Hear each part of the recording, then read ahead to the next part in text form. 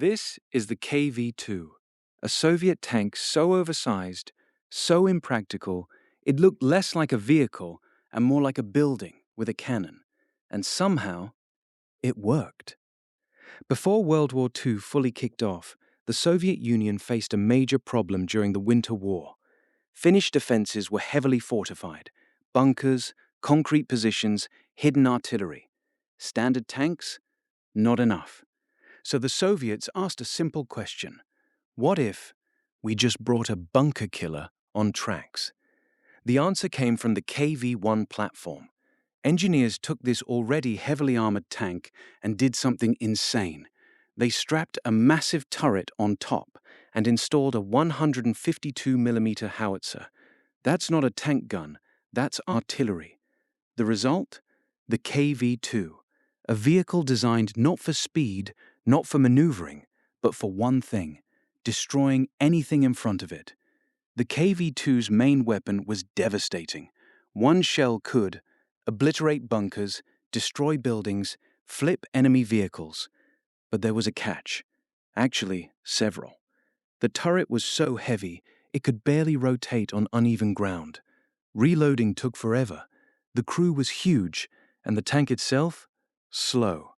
Painfully slow. This wasn't a tank you maneuvered, it was a tank you parked and unleashed. Then came Operation Barbarossa. When Germany invaded the Soviet Union, they weren't ready for the KV-2. Early German anti-tank weapons could barely scratch it. There are accounts of KV tanks, especially KV-2s, holding off entire German units. One tank versus dozens. German crews reportedly fired everything they had, and it still kept coming.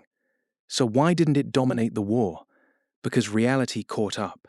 The KV-2 had major flaws: constant mechanical breakdowns, massive fuel consumption, slow speed made it easy to flank, turret jams made it vulnerable, and most importantly, it wasn't built for fast-moving warfare.